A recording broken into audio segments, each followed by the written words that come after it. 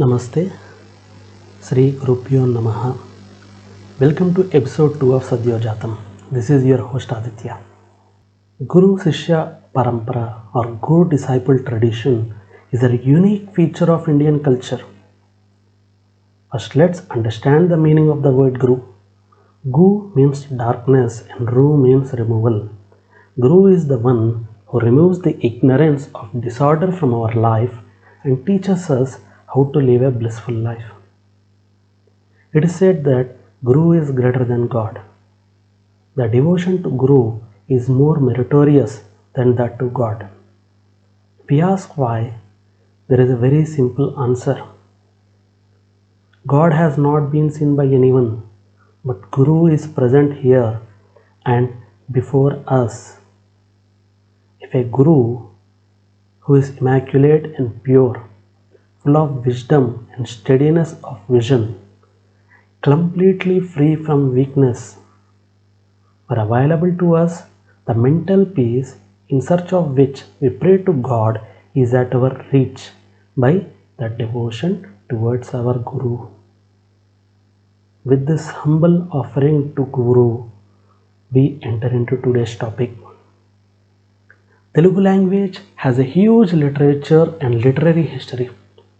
Throughout our past, many eminent scholars have left their mark on the language, the vocabulary, and their works have a huge popularity in the common flow.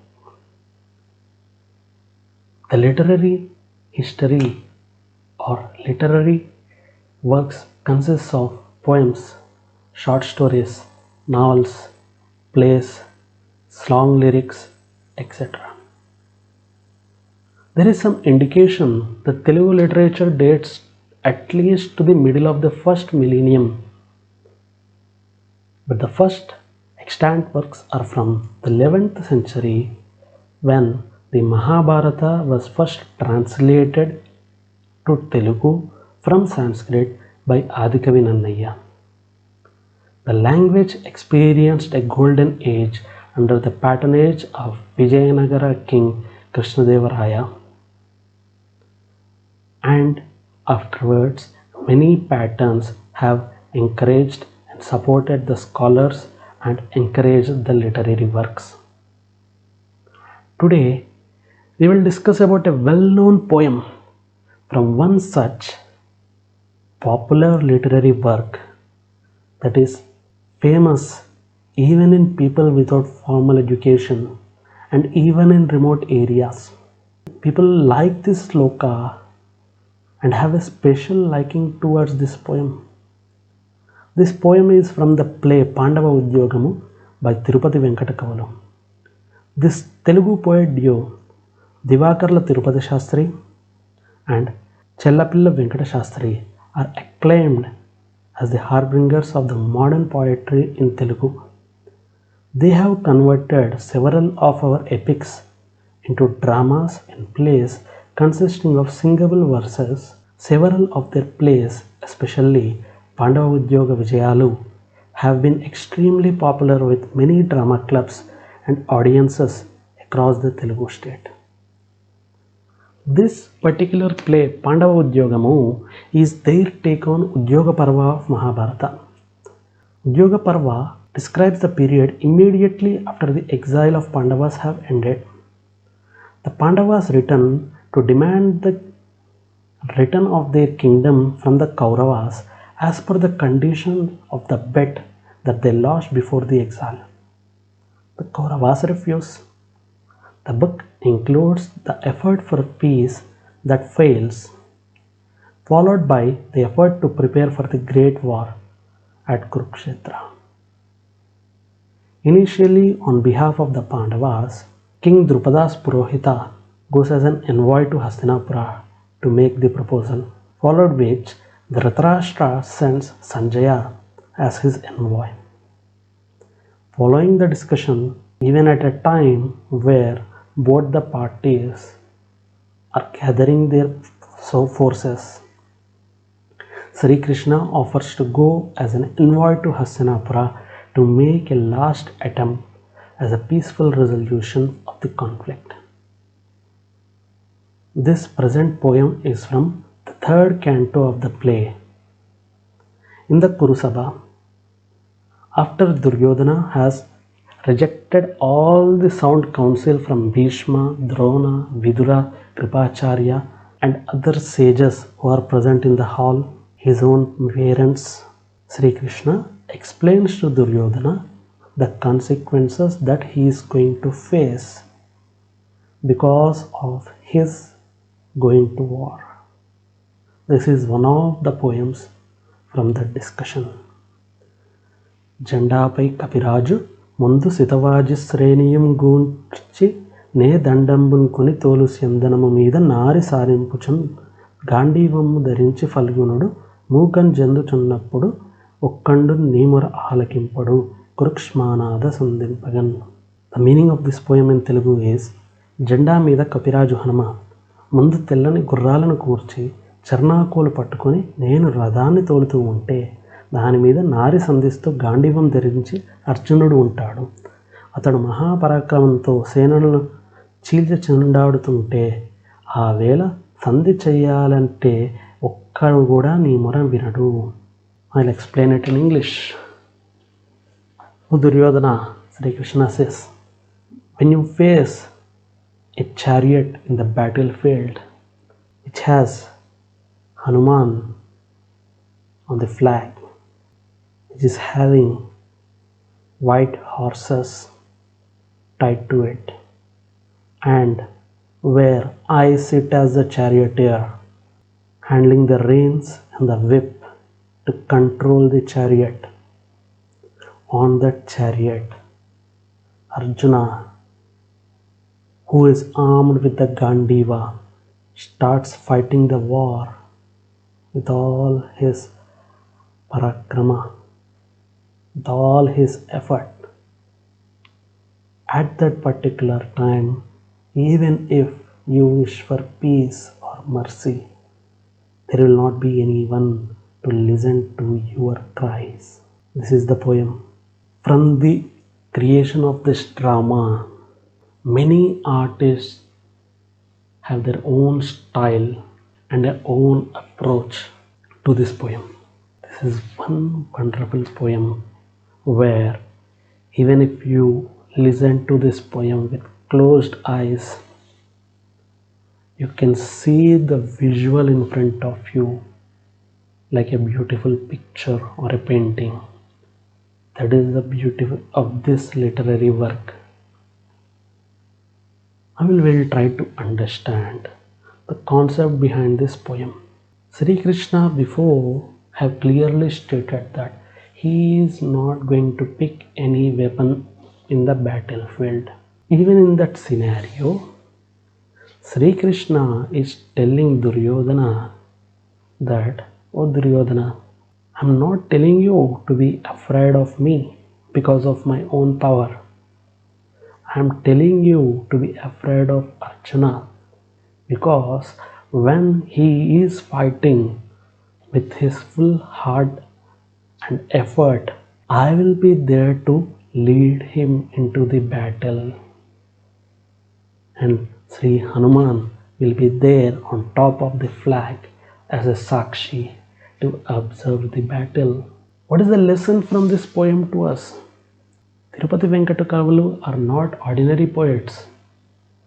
They are eminent scholars and researchers by virtue of whose practice I feel that they have conveyed a message not only to Duryodhana in this play but also to all us. The message is, in any battle, our day-to-day life is a battle. In any battle, we are expected to do our efforts. Unless and otherwise you put your 100%, unless and otherwise you do the effort to do some work, don't expect any support from God. You have to take the effort. When you are in a position where you are fighting your own battles by virtue of your own efforts, then and there itself God will be there to support you in that particular effort to take you in a proper direction. Now we will take a longer explanation towards this particular poem. If you see the parts of the chariot, we have the chariot, we have the charioteer, we have the passenger, we have the horses, the reins, the whip, the wheels of the chariot, the destination, the battlefield, and the flag. Now there is a very interesting concept here about Sri Hanuman. Sri Hanuman is the only person to witness two huge battles in our epics. The first one is Rama Ravana Yuddha. The second one is Kurukshetra war.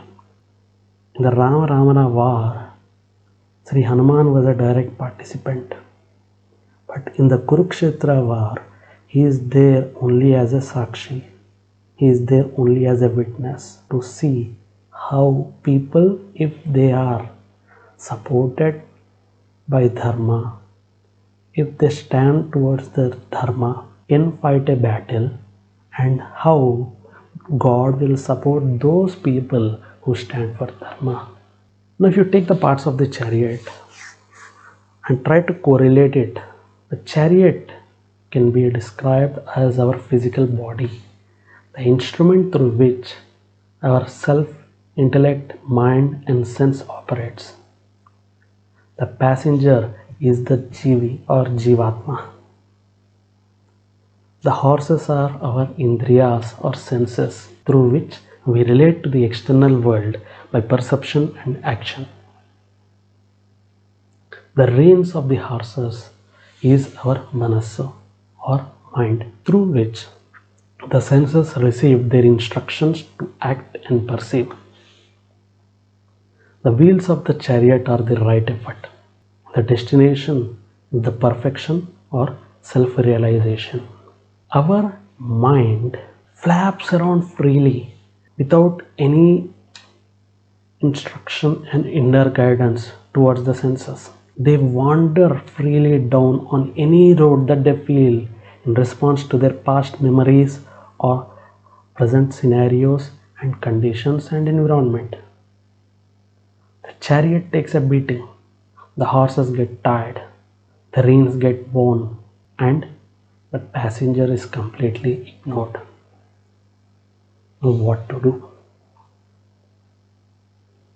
Take the whip or our buddhi, our intellect. Give it along with the reins, that is our manasu, to a proper charioteer, that is our guru. When you hand over the reins and the whip of the chariot to an expert charioteer, he will take you safely towards your destination. When we take our manasu and buddhi and hand it over to a proper guru, our guru, by virtue of his power, by virtue of his sadhana, will take us towards the proper destination. This is what we need to understand from this particular episode. Sri Krishna is the Guru on whom Arjuna has kept complete confidence and handed over the reins of his chariot to lead him in the battle. That is the reason why there is a sloka, Krishnam Vande Jagadgurum. We have to learn our lesson from what people have done to reach the destination in order to reach our own destination. With this, I end today's topic.